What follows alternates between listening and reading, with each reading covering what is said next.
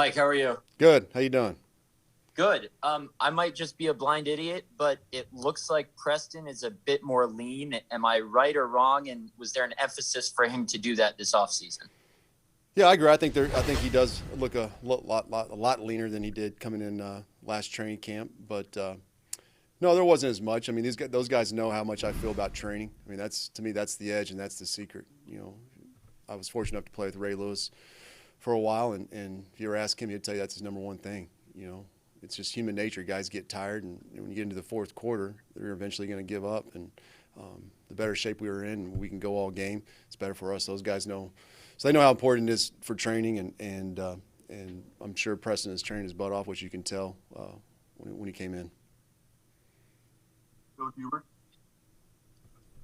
Hey, Mike. I know it's not your scheme per se, but you obviously got three really good outside linebackers. Can you play those guys together a lot, you think? Yeah.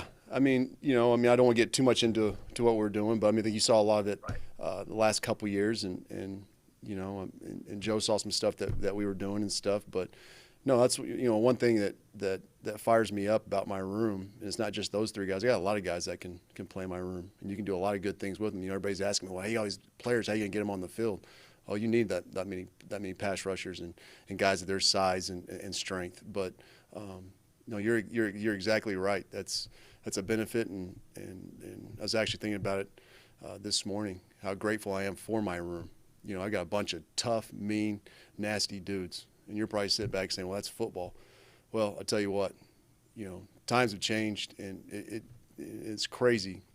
Like I said, I was thinking about this. It's hard to find guys that are tough like that anymore, And so, and I'll admit, until about 3 years ago, I used to say that. The kids have changed, and it took me, my oldest son got into sports, and it's the kids haven't changed, the parents have changed. You're allowing your kids to act the way they act. I saw it in the sports. I mean, they had a kid the other day that was playing in the freaking dirt and wouldn't play in the baseball game, and his parents let him do it. So we were short one outfielder. I won't start rambling, but, that's why I'm grateful for my room, I mean, I'll be honest with you, my mom and dad, apparently they abused me growing up, right? They gave me chores. They made me go to school, right? They, gave me a curfew. If I did something wrong, they smacked my ass. They put food on the table. I was expected to eat it. Put clothes on my back. I was expected to wear them. They suggested I get a job and work for things that I wanted. They insisted I do good in school, right? Do good in my job and take pride in my work, right? And so I grew up with morals, good work ethic, respect the law, elders. I thank God for my parents. I give a shout out to my guys, their family, their parents, because they did a heck of a job raising them, because they are tough kids that love to work, and that's where I'm proud of my guys and proud of my room. Sorry, I shouldn't have rambled. I told me I wouldn't ramble today. All right. Thanks, Mike. It sounded like an interesting baseball game. Yeah, I can tell it really ticked me off. I'm still mad about it. Made me think about it the other day. I can imagine. You've talked so much about Rashan since he got here. Just what did you think of the progression he made, and how do you keep driving him to keep the arrow going up? Sure. I don't think that's something with Rashan. I don't have to stress that. He's always going to do that. It just goes back kind of what I was saying, just how these guys are built. I think it's a good thing to see from a guy like Rashan, and I think it happens a lot, not just in sports, but probably in life in general, that you already make an assumption off a first year off of a guy, or maybe in the first 2 months, because of where Rashan got drafted, early in the first round. Well, he got to come in and be a starter and be an all-pro. They don't work like that, and you got to have a plan for these guys. And I've been here long enough where if you force a guy to get in the game early enough in his career and force him to play when he's not ready, you can do a lot of damage. And I was, again, blessed enough to have some good depth that first year where I can allow Rashan to have that progression, which you see that progression from the first year to the second year, just snap-wise, and then just his game. So I expect a big jump from year 3. I mean, that's our plan, and you got to stick with that plan. Sometimes guys, they panic because, people are writing certain things or people are saying things. They're like, oh, well, I better just go throw them out there, right? So you just got to stick with that plan, and that's why I have 100% confidence in Rashan, because he's always going to work. I mean, he came in ridiculous shape again, right? I saw him the other day. I mean, he took a week off, and he's right back at it. And it's nice to to see that progression, and you know, we're kind of starting things over and talking about our basics and all that stuff. But he's already got a huge jump, obviously, for being here for 2 years. But I expect him to get even better and better and better and better every year. Hey, Mike, I know you were obviously still are very close with the other Mike, Pat. How tough was it for you to see him not come back, and was it at all difficult for you to stay on staff with him no longer here? Sure. I mean, you guys know me. Mike's one of my best friends. You know, I've been with Mike and known him for a long time. You know, I'd be lying to you if I said if it wasn't hard.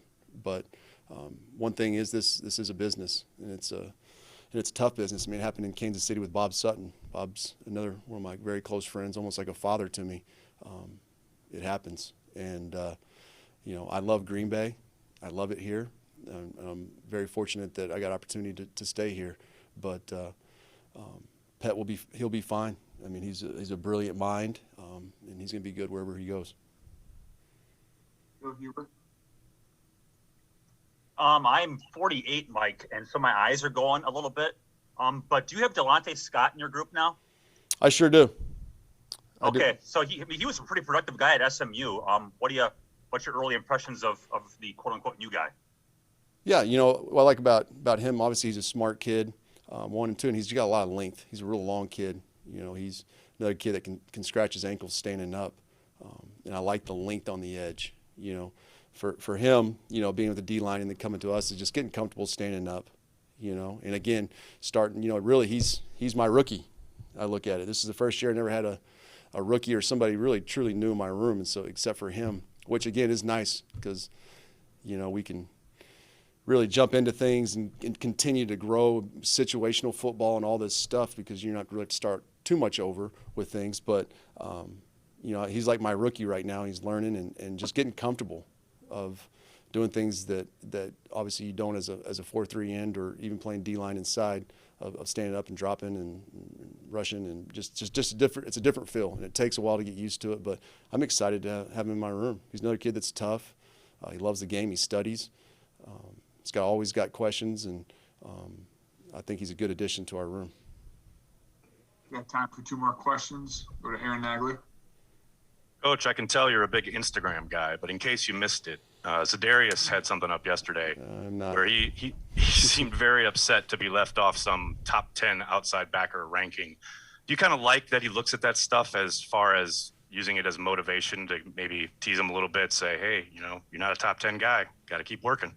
Yeah, and that's really with anything. Our players, you just got to find a why. You know, maybe that's what, you know, ticks, you know, Z. You know, you see something like that, it keeps them hungry. You know, some guys it's Super Bowls, some guys it's money, whatever it may be. But you got to find that wherever it makes you tick and makes you pissed off. You know, my dad used to say you got to find a reason to hate your opponent, you know, before you play in the game. And so sometimes you look for a reason. But, yeah, I mean, if I was Z, I'd be pissed because I do. I'm, you know, probably playing favorites, but I do think he's one of the best in the league. I think he's proven that the last couple of years. So, good. Whoever wrote that, just keep doing that on, what was it, Instagram? That'd be Instagram, yeah. Yeah, have them just keep doing that stuff. Maybe I'll get a fake account and start doing it myself. Just make up some stuff on there. Fantastic. Actually, don't record that. Don't tell them because I'm going to do that. That's a great idea. Did you believe what they said about you today, Z? I cannot believe that. All right, last question, Jason Wilby. Hey, Mike, I think our girls are in the same soccer program, and I think our Sydney could play for you because she got a tooth knocked out in a game and just kept playing. She doesn't get that toughness from me, that's for damn sure. There you go. Hey, we can't let you leave without you telling the full tooth story, right? Okay, yeah, if you really want to hear it. Saturday morning, yes. This is what really made me upset because it was 6 o'clock in the morning. I'm a morning person, and so I was in my workshop, and I was changing the oil out in some of my lawn equipment, my blower and stuff, and I had this lid. I was trying to get off this oil cap deal I drained, and I couldn't get it off, so I had some big like gripper pliers, and I was yanking on it, and obviously it came off and hit me in the mouth, and I can't tell you what I said after that, but I am getting it fixed today, so which would be good. My wife tried to get me to get it fixed yesterday, but I told her I'm not impressing anybody. I'm already married. She's the love of my life, so I can just deal with it. She did tell me last night, it's funny, the reason I have a mustache too is, I know we got to go, but So we're laying in bed, and she's like, "You've got to get that fixed. You look terrible. You look really bad. I don't know how it can get any worse." So I got out of bed, and I went and shaved this mustache. And then I jumped back in bed. I looked at her. I said, "How about now?" She goes, "Oh, my God, it's even worse." I said, "There you go. Can always get worse." So I don't know, but I'll be all right.